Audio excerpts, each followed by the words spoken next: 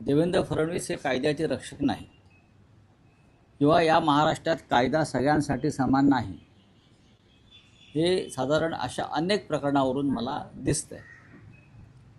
पार्थ पवार यांनी चौकशीला सामोरं जाऊन क्लीन होऊन बाहेर पडायला पाहिजे, कारण ते आता राजकीय प्रक्रियेमध्ये आलेले आहे, लक्षात घ्या.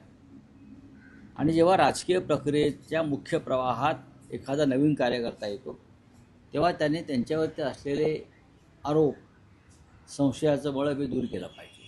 नाही, पण या अहवालात असं म्हटलेलं आहे की पार्थ पवार यांचा या व्यवहाराशी काही संबंध दिसत नाही, कारण कुठल्याच कागदपत्रांवर त्यांच्या सह्या नाहीत किंवा त्यांची संमती नाही. याला बेनामी काम करणं म्हणतात. कायदेशीर भाषेमध्ये याला बेनामी व्यवहार म्हणतात, कायदेशीर भाषेमध्ये. पण अर्थात आता सरकार त्यांचं आहे, मुख्यमंत्री त्यांचे आहेत, त्यांचा पक्ष स्वतः देवेंद्र फडणवीस चालवत आहेत. अशा वेळेला महाराष्ट्राची जनता काय करू शकते? काही नाही करू शकते. चला, भाजपने रांजणगावमध्ये 18 कोटी जमीन घोटाळा असलेल्या तत्कालीन महिला सरपंच आणि झेडपी सदस्य तिकडल्या लोकांना विचार. मुंबई महापालिकेशी संबंधित विषय आहे की महापौर पदाची निवडणूक होते आहे.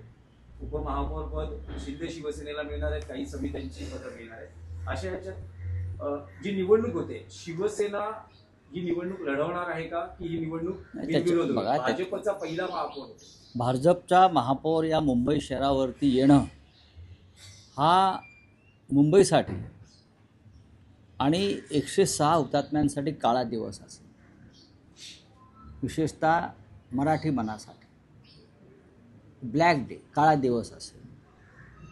कारण ह्या मुंबईचं अस्तित्व आणि अस्मिता संपवण्याची कामगिरी भाजपने केली आहे. ही मुंबई भविष्यात उद्योगपतींच्या हातामध्ये दिली जाईल पूर्णपणे. भारतीय जनता पक्षाची भूमिका कायम मुंबई स्वतंत्र करावी या विषयाशी संबंधित आहे. महाराष्ट्राच्या अखंडतेविषयी भारतीय जनता पक्षाची वेगळी